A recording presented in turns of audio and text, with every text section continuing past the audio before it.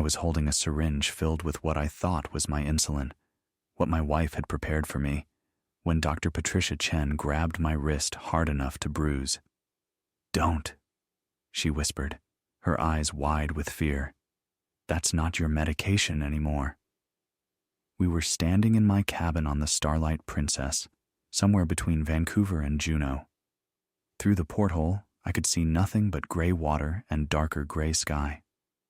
My wife Jennifer was at the spa, or so she'd told me. "What are you talking about?" I asked, but my hand was already shaking.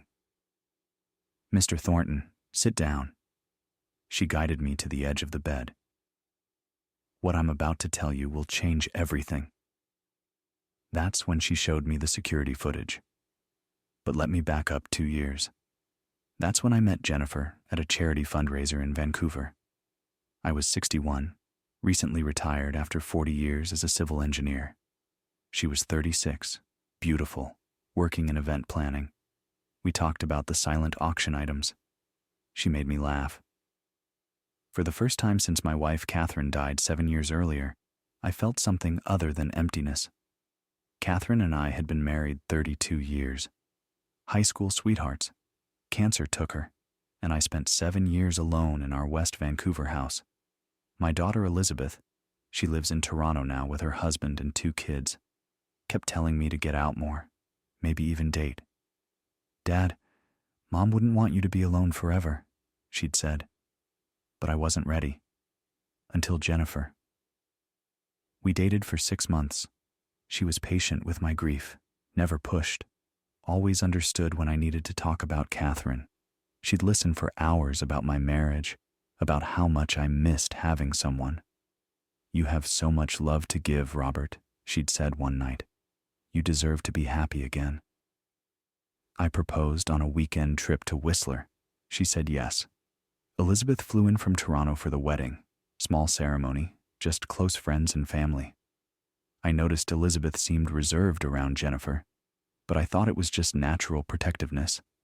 My friend Tom from the firm had pulled me aside at the rehearsal dinner. "Robert, I'm just going to say this once. Get a prenup. 25-year age gap. You've got significant assets. Just protect yourself." I'd been offended. Jennifer's not like that. She loves me. I'm sure she does, but get a prenup anyway. So I did. My lawyer drafted one.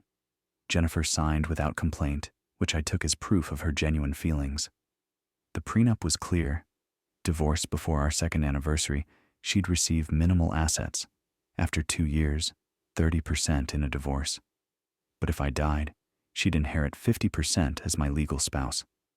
At 61, and in decent health despite the diabetes, I figured we'd grow old together. We'd been married 18 months now, 6 months from that 2-year mark, and I'd been happy, or thought I was. Looking back, I can see the cracks, moments when Jennifer's smile didn't reach her eyes, times she'd zone out when I talked, then snap back with a too bright, "Sorry, what?" But I explained it away. Normal adjustment stuff. This Alaska cruise was supposed to be romantic. Jennifer's idea. "Let's celebrate early," she'd said. 2 years is a big milestone. Something special. Just the 2 of us. I'd booked a deluxe suite. Paid $8,500 per person because I wanted her to feel special. What an idiot I'd been. Dr. Chen's hand was still on my wrist. "Mr. Thornton, are you listening?" I nodded, unable to speak. On her phone screen, security footage showed a man I'd never seen. Tall, muscular, maybe 40. He was in the ship's pharmacy. The pharmacist's back was turned. His hand darted out, grabbed something, pocketed it. Quick, smooth. "That's insulin," Dr. Chen said quietly. "Humalog, same type you use. I do inventory checks twice a week. When I noticed a vial missing, I reviewed the cameras." "Who is he?" "Brandon Cole. Personal trainer from Vancouver, age 42. He booked his cabin 3 weeks ago." She paused, then pulled up another image. Different setting. A gym. And there, pressed against this Brandon, looking up at him with an expression I knew too well, was Jennifer. My Jennifer. The cabin tilted. I gripped the bed edge. My cousin goes to Platinum Fitness in West Vancouver, Dr. Chen continued. She sent me this photo 2 months ago. Everyone at the gym knows about Brandon and his married client. Everyone knows they've been having an affair for over a year. Over a year? We'd only been married 18 months. The affair started months after our wedding. There's more, Dr. Chen said. She pulled up another image from the ship, the coffee lounge on Deck 7. This afternoon, I was sitting in one of those high-backed chairs. Your wife and Mr. Cole sat in the booth behind me. They didn't see me. She handed me earbuds. I'm sorry, but you need to hear this. I pressed play. Ambient noise, cups clinking. Then Jennifer's voice, clear and unmistakable. So, we're absolutely sure about tonight? Brandon's voice. The dosage will be in his insulin pen.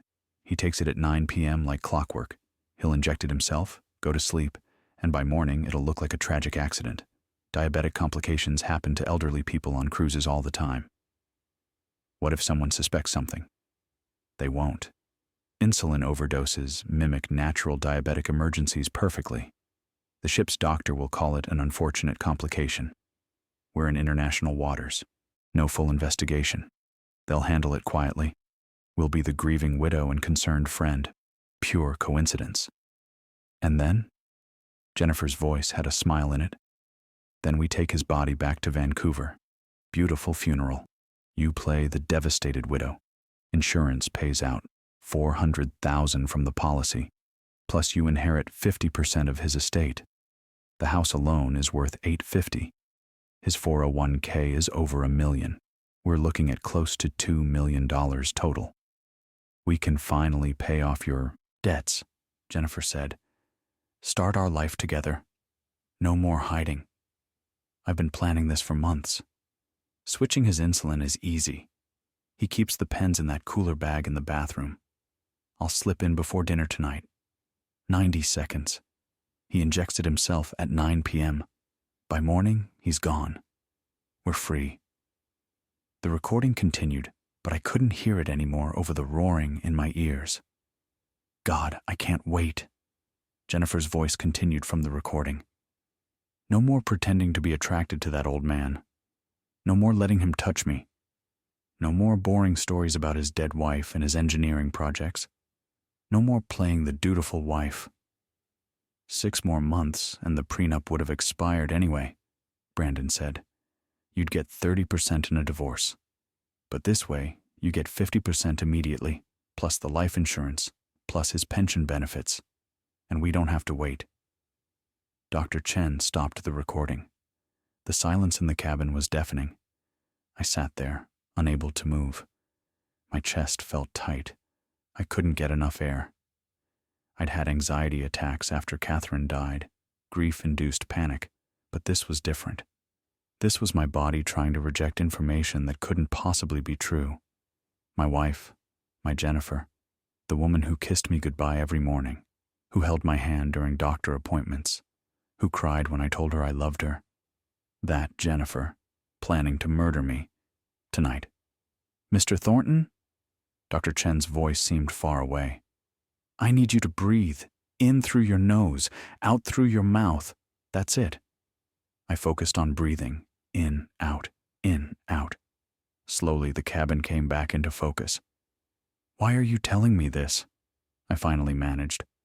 You could have just stayed out of it. I took an oath, she said simply. First, do no harm. If I let this happen, I'd be responsible. She paused, and something flickered across her face. Old pain, old guilt. And because 15 years ago, I watched my father die under similar circumstances.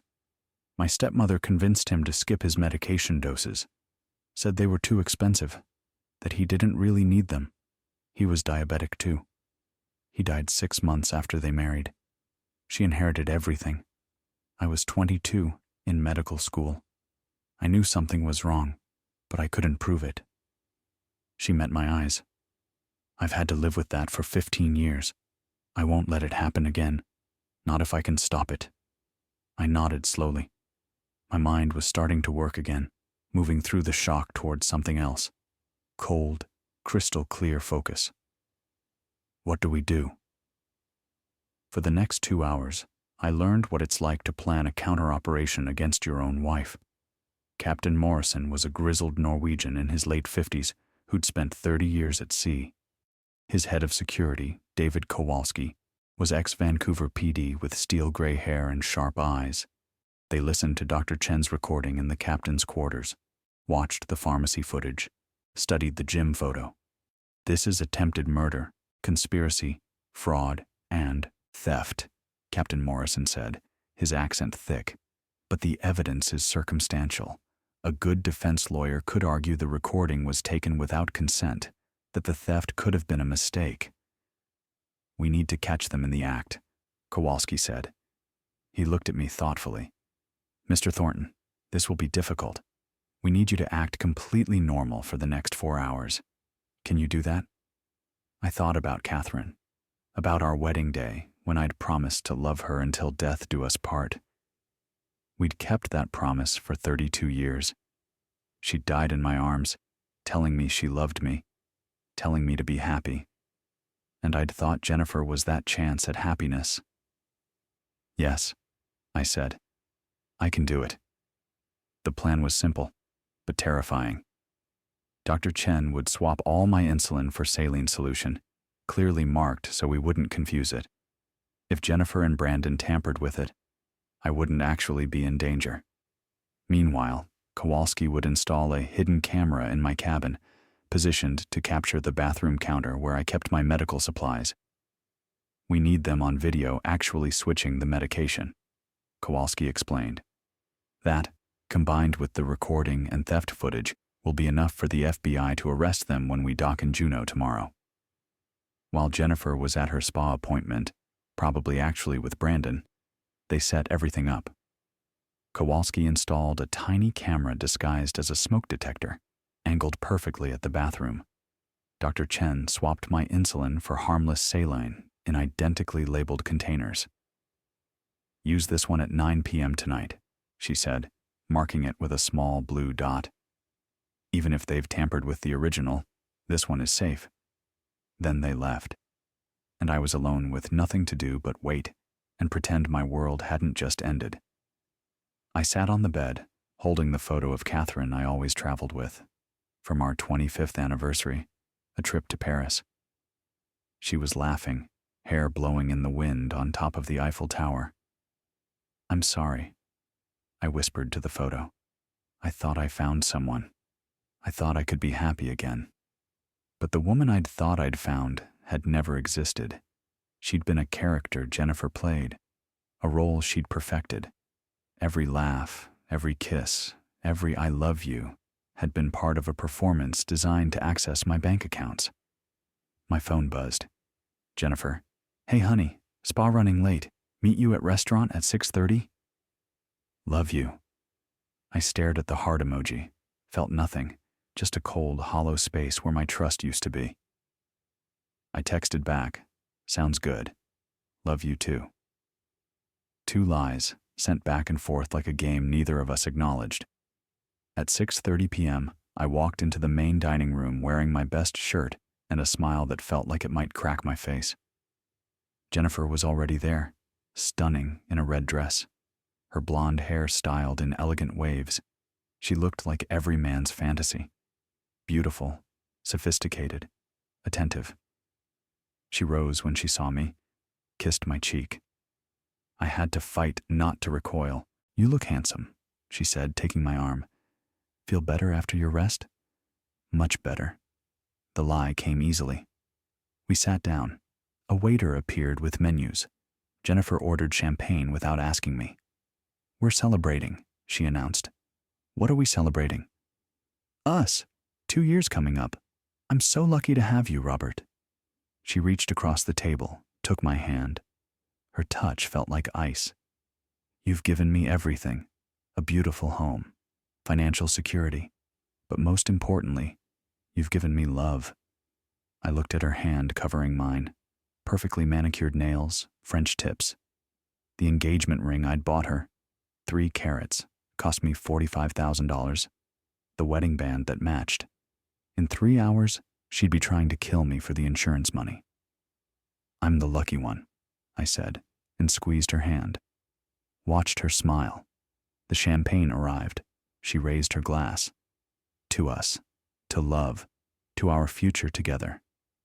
To our future, I echoed. Our very different versions of what that future held. We clinked glasses. I drank. It tasted like betrayal. Dinner was surf and turf, Jennifer's favorite. She'd ordered for both of us without asking. The steak sat on my plate, blood pooling around the edges. My stomach churned, but I cut into it mechanically. Brought the fork to my mouth. Chewed. Swallowed. Tasted nothing but my own rage building beneath the surface. Jennifer ate with appetite, laughing at something the waiter said. How could she eat? How could she smile and flirt and act so normal? In less than 3 hours, she expected me to be dead. Oh, I need to use the ladies' room, she said halfway through the main course, dabbing at her lips with her napkin. Be right back, darling. Take your time, I said. I watched her walk away, watched other men's heads turn as she passed. I checked my watch. 7:52 p.m. She was gone for 14 minutes. I timed every second. I knew where she was going, knew what she was doing.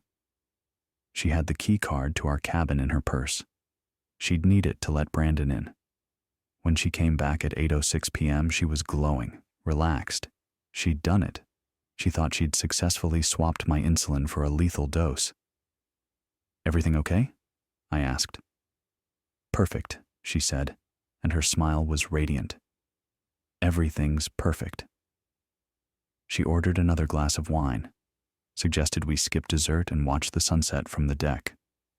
We stood at the railing, just the two of us, the orange and pink sky reflected in dark water. She leaned against me, her head on my shoulder. This is perfect, darling. Just the two of us. Yes, I said, my arm around her waist. Perfect.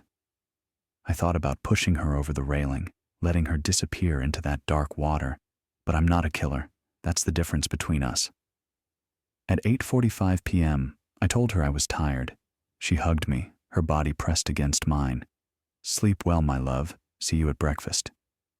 Sweet dreams, I replied. I walked back to our cabin, heart hammering. The camera was there, invisible unless you knew to look. I went through my normal routine.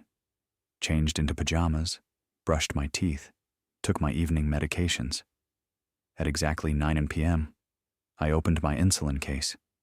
2 pens now, the original and the safe one Dr. Chen had marked with a blue dot. I picked up the marked one, gave myself the injection. Harmless saline. Then I got into bed, turned off the lights, and waited. I didn't sleep. Couldn't. I lay there in darkness, listening to the ship's engines, thinking about Jennifer somewhere else on this ship, probably with Brandon, probably celebrating, probably planning what they'd buy with my money. Had any of it been real? The early days when she'd listened to my stories about Catherine? The wedding when she'd cried during her vows? The quiet mornings over coffee? Or had it all been an audition, a performance? Playing the dutiful wife, as she'd said? My phone buzzed at 11:47 p.m. Kowalski, got it, clear footage, captain's quarters, 6 a.m. I closed my eyes then and slept fitfully until dawn, dreaming of Catherine asking me why I'd been so foolish. At 6 a.m. I slipped out and made my way to the captain's quarters. Everyone was already there. Morrison, Kowalski, Dr. Chen, and 2 security officers. Kowalski's laptop was open, footage queued up. This is from 7:58 p.m. last night, he said, right in the middle of your dinner. I watched the screen. The timestamp confirmed it. The cabin door opened. Jennifer entered, looking around quickly, nervous energy in every movement. She went straight to the bathroom, to the counter where I kept my medical bag. She pulled out my insulin pen, examined it, reading the label. Then she reached into her purse and withdrew an identical pen. She made the switch carefully, then left. 90 seconds total. We tested what she left behind, Dr. Chen said quietly. Humalog at 5 times normal concentration. If you'd injected that, Mr. Thornton, your blood sugar would have crashed within the hour. You'd have been unconscious by 10 p.m., dead by morning. They'd have found you in bed, seemingly peaceful. Just an unfortunate diabetic emergency. The room tilted. I gripped the desk edge. "There's more," Kowalski said. He pulled up his laptop, showing a different interface. "Last night, while Jennifer was at dinner, I accessed her phone remotely through the ship's Wi-Fi. Cloud backup gave me everything. Text messages going back 14 months, financial records, photos." He scrolled through. Message after message between Jennifer and Brandon, planning the affair, planning the murder, discussing timing, methods, disposal of my body. "She transferred $15,000 to him 2 months ago," Kowalski said, clicking on banking records, listed as personal training fees, really payment for his help with the murder plan. He pulled up another document. "And this, a life insurance policy on you that you didn't know existed. Jennifer took it out 8 months ago, $400,000, naming herself sole beneficiary. The signature at the bottom looks like yours, but that's not my signature," I said immediately. The loops were wrong, too rounded. "Insurance fraud," Captain Morrison said grimly. "Added to attempted murder, conspiracy, theft. They'll both be charged when we dock in Juneau. FBI is already coordinated." I stared at the evidence. 14 months of text messages. Over a year of planning. The affair had started barely 4 months into our marriage. "Can I talk to her?" I asked. "Before you arrest her? I need to hear it from her. I need to understand why." They exchanged glances. Kowalski shook his head. "Not advisable, Mr. Thornton." "I need to know," I said. "Please." Captain Morrison studied me, then nodded. "We'll bring them both here, together. Security present.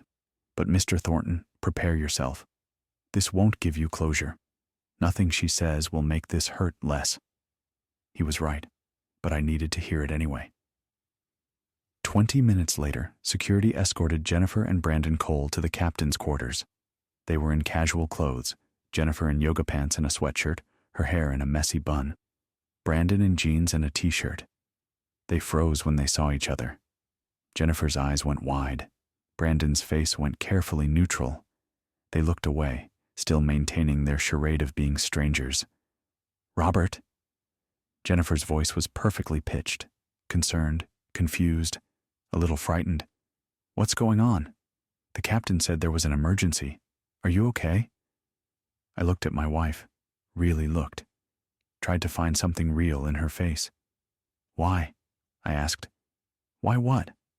"Darling, you're scaring me. Why did you decide to kill me?" The color drained from her face. Brandon went very still. The room held its breath. "Robert, what are you talking about?" Her voice wavered, but she held eye contact. "Have you been drinking? Are you feeling confused? Sometimes blood sugar." "Stop." My voice was steady, cold. "I know about the affair. I know about the insulin. I know about the plan. We have recordings, security footage, text messages, financial records, a fraudulent life insurance policy with a forged signature. It's over, Jennifer." The silence stretched. 10 seconds, 20. I watched her face cycle through expressions: shock, denial, calculation, figuring angles, looking for an out. Then something shifted. Her shoulders dropped. The concerned wife mask slipped, and what was underneath was harder, colder. She laughed, sharp and bitter, nothing like the laugh I'd fallen in love with. "You couldn't just die quietly, could you?" Her voice had changed completely. The sweetness was gone. "You had to make it complicated." "Jennifer, shut up," Brandon hissed. "Don't say anything without a lawyer." "Why not? It's over anyway." She turned back to me, eyes like ice. "You want to know why? Fine. I earned it, Robert. 2 years of pretending to love you. 2 years of sleeping with a man old enough to be my father. 2 years of listening to your boring stories about your perfect dead wife and your perfect marriage and your fascinating engineering projects from 30 goddamn years ago. The words hit like physical blows. I'd known she was faking, but hearing her say it, I gave you everything. You gave me access to everything. She cut me off. Huge difference. A house in your name that I couldn't sell. A car you let me use like I was a teenager. Credit cards you could cancel anytime. You know what the prenup says, Robert? If we divorce before 2 years, I get almost nothing. After 2 years, I get 30%. 30% of assets I helped maintain, that I lived in, that I suffered for. You didn't suffer, I said. You lived in luxury. I lived in a shrine to your dead wife. Her voice rose. Her pictures on every wall. Her clothes still in the closet. Her favorite chair that I wasn't allowed to sit in. You didn't want a wife, Robert. You wanted a Catherine replacement. Someone to fill the hole she left. Someone to cook like she cooked and laugh like she laughed and fuck like she fucked. That's not true. Every time you touched me, I knew you were thinking about her. Jennifer's voice was venomous now. Every time you said you loved me, I knew you meant you loved what I reminded you of. I was never Jennifer to you. I was just the new Catherine, the inferior replacement model. She stepped closer. So yeah, I found someone who actually wanted me. Brandon wanted me, not my resemblance to his dead wife. And when he pointed out that if you died, I'd get 50% immediately, plus the insurance money. Well, that started to sound a lot better than waiting 6 more months to divorce and get only 30%. You were going to kill me for money, I said. I was going to kill you for freedom, she snapped. The money was just a bonus. You're diabetic. You were going to die eventually anyway. We just moved up the timeline, made it merciful. You were supposed to just go to sleep and not wake up. No pain, no suffering. Honestly, you should thank us for planning to make it humane.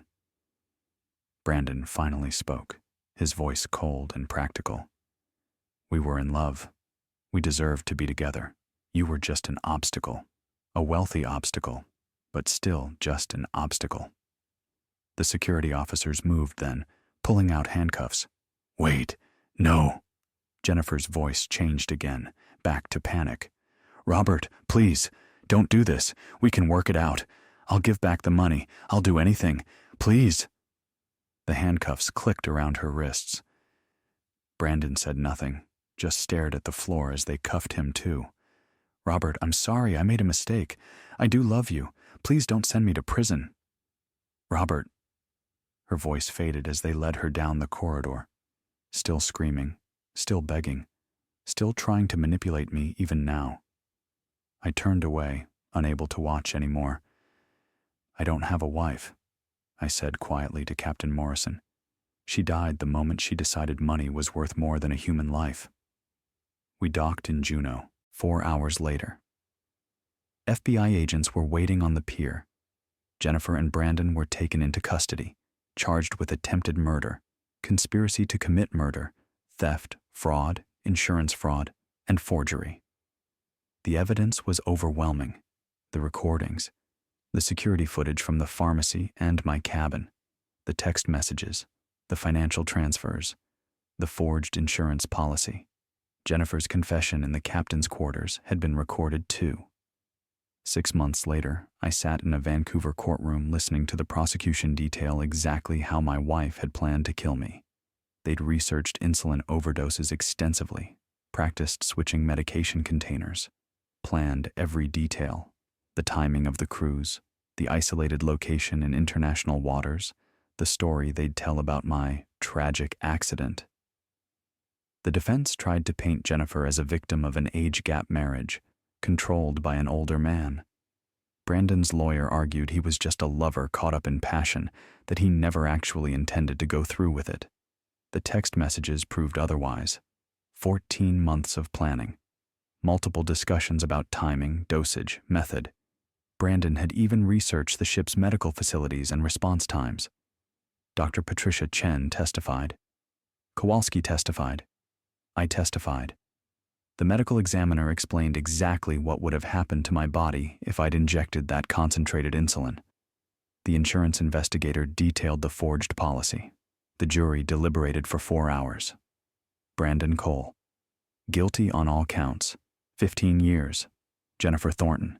Guilty on all counts. 18 years. I watched them being led away. Jennifer was crying, mascara running down her face. Brandon was stone-faced, eyes dead. She looked at me one last time, mouthed something that might have been, "I'm sorry," or might have been, "I hate you." I couldn't tell. Didn't care. I felt nothing. After the trial, I sold the house in West Vancouver. Couldn't stay there anymore. Too many memories, real and fake. I couldn't tell them apart. Every room held the ghost of Jennifer's performance. Bought a smaller condo in Kitsilano, 2 bedrooms, water view. Took the $400,000 profit and invested it conservatively. I hired a new lawyer who specialized in estate planning, updated my will completely. Jennifer's name removed from everything. My assets now go to 3 organizations: the Canadian Diabetes Association, the Vancouver Men's Divorce Support Network, and the Elder Abuse Prevention Center. I volunteer twice a week at the Men's Divorce Support Network, tell my story to other men going through difficult divorces, teach them the warning signs of financial predators, how to protect their assets, how to recognize manipulation. Last week, I helped a man named Thomas, 61, recently widowed, dating a 35-year-old who'd suggested they get married quickly. "Life's too short," she'd said. "Why wait?" I listened to his story with a sinking feeling of recognition. The age gap. The rush to marriage. The beautiful woman who seemed too good to be true. I sent him to David Kowalski, who'd retired from ship security and opened a private investigation firm in Vancouver. David ran a background check. Turned out Thomas's girlfriend had 3 previous elderly husbands. 2 had died under suspicious circumstances. 1 had divorced her after catching her stealing jewelry to pawn. Thomas called me the next day, his voice shaking. "You saved my life." "No," I told him. "Dr. Patricia Chen saved mine. I'm just passing it forward. That's what I do now. Pass forward the life she gave me. Dr. Chen and I email sometimes. She left cruise work after what happened with me. Couldn't handle the memories. Now she runs a clinic in Victoria, specializing in elder care. She saves lives in a different way now. David refers men to me regularly. We've built an informal network. Doctors, lawyers, investigators, counselors, all working to protect vulnerable people from predatory partners. We've saved 17 men in the past 6 months from situations similar to mine. 17 men who might have died if no one had warned them. Every person I help feels like a small victory. Another life stolen back from the jaws of greed. People ask me if I miss Jennifer, if I'll ever forgive her. I miss the woman I thought she was, the woman who laughed at my jokes, who held my hand during scary medical tests, who cried at our wedding. But that woman never existed. She was a character Jennifer played, a role she perfected to access my bank accounts. You can't miss something that was never real, and you can't forgive someone who isn't sorry. Jennifer sends letters from prison sometimes. I don't read them. My lawyer does, just in case they contain anything legally relevant. She tells me they're mostly self-pitying. Poor Jennifer, trapped in prison. Poor Jennifer, whose life is ruined. Poor Jennifer, who just wanted to be loved. Never any real accountability. Never any genuine remorse. Just anger that she got caught. I visit Catherine's grave sometimes. Her spot in Mountain View Cemetery has a beautiful view of the city and the mountains. I tell her about the work I'm doing, about helping other men avoid my fate. I think she'd be proud. She always said our purpose is to protect people who can't protect themselves. I couldn't protect myself, but I can protect others. I'm 63 now. I take my insulin from locked, labeled vials I personally verify, I live carefully, trust cautiously. I've started dating again. A woman named Susan, 60 years old, widowed like me. She's a retired teacher with her own pension and paid-off house. No financial motivation, no red flags. And we have a prenup anyway, drafted by my aggressive new lawyer, that would make Fort Knox jealous. Every time I help another man recognize the signs of financial exploitation, every time I refer someone to David for a background check, every time I teach a seminar on protecting assets, it feels like giving Jennifer the finger from beyond the grave she tried to put me in.